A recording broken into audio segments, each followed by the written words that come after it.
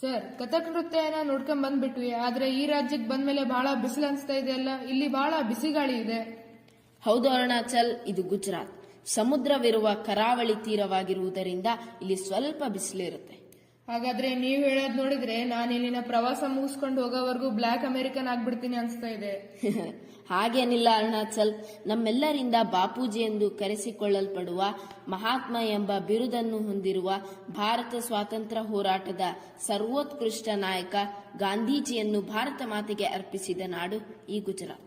ಅಷ್ಟೇ ಅಲ್ಲ, ಉಕ್ಕಿನ ಮನುಷ್ಯ ಸರ್ದಾರ್ ವಲ್ಲಭಭಾಯ್ ಪಟೇಲ್, ಗುಜರಾತ್ನ ಪಿತಾಮಹ ರವಿಶಂಕರ್ ಮಹಾರಾಜ್, ಶ್ಯಾಮಜಿ ಕೃಷ್ಣವರ್ಮರನ್ನು ನೀಡಿದ ನಾಡು ಗುಜರಾತ್. ಸರ್, ಮತ್ತೆ ಇದರ ಇತಿಹಾಸವನ್ನು ಒಂದ್ ಸ್ವಲ್ಪ ತಿಳಿಸ್ತೀರಾ?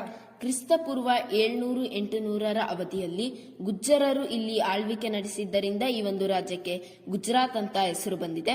ಇಲ್ಲಿ ಸೂರ್ಯ ದೇವಾಲಯ, ಸೋಮನಾಥ ದೇವಾಲಯ, ಸಬರಮತಿ ಆಶ್ರಮ, ಪಟೇಲರ ಪ್ರತಿಮೆ, ಗಿರ್ ರಾಷ್ಟ್ರೀಯ ಉದ್ಯಾನವನ ಮುಂತಾದ ಪ್ರವಾಸಿ ಸ್ಥಳಗಳನ್ನು ಹೊಂದಿದೆ. ಇಲ್ಲಿನ ವಿಶೇಷ ನೃತ್ಯವು ಜಗತ್ತಿನಾದ್ಯಂತ ಬಹಳ ಪ್ರಸಿದ್ಧಿಯನ್ನು ಪಡೆದಿವೆ ಅಂತೆ. ಆ ನೃತ್ಯಗಳ ಬಗ್ಗೆನೂ ಹೇಳ್ತೀರಾ? ಹೌದು ಅರುಣಾಚಲ್, ಗರ್ಭಾ ಅನ್ನೋದು ಇಲ್ಲಿನ ಪ್ರಮುಖ ಜಾನಪದ ನೃತ್ಯವಾಗಿದೆ. ದಾಂಡಿಯಾ, ಟಿಪ್ಪಣಿ, ಮಣಿಪುರ ನೃತ್ಯಗಳು ಪ್ರಮುಖ ಜಾನಪದ ನೃತ್ಯಗಳಾಗಿವೆ. ಇಲ್ಲಿ ನವರಾತ್ರಿಯ ಸಂದರ್ಭದಲ್ಲಿ 9 ದಿನಗಳು ದುರ್ಗಾದೇವಿಯನ್ನು ಆರಾಧಿಸುತ್ತಾರೆ. ಮಹಿಳೆಯರು ವಿಶೇಷವಾಗಿ ಈ ನೃತ್ಯವನ್ನು ಮಾಡ್ತಾರೆ. ಈ ನೃತ್ಯವು ದುರ್ಗಾದೇವಿಗೆ ಸಮರ್ಪಿತವಾಗಿದೆ ಅರುಣಾಚಲ್. ಈ ನೃತ್ಯವನ್ನು ಯುನೆಸ್ಕೋ ಸಾಂಸ್ಕೃತಿಕ ಪರಂಪರೆಯ ಪಟ್ಟಿಗೆ ಸೇರಿಸಲಾಗಿದೆ. ಈ ಗರ್ಭಾ ನೃತ್ಯವನ್ನು ನಾವೀಗ ನೋಡ್ಕೊಂಬರೋಣವೇ? ಓ, ಬನ್ನಿ ಸರ್, ನೋಡ್ಕೊಂಬರೋಣ.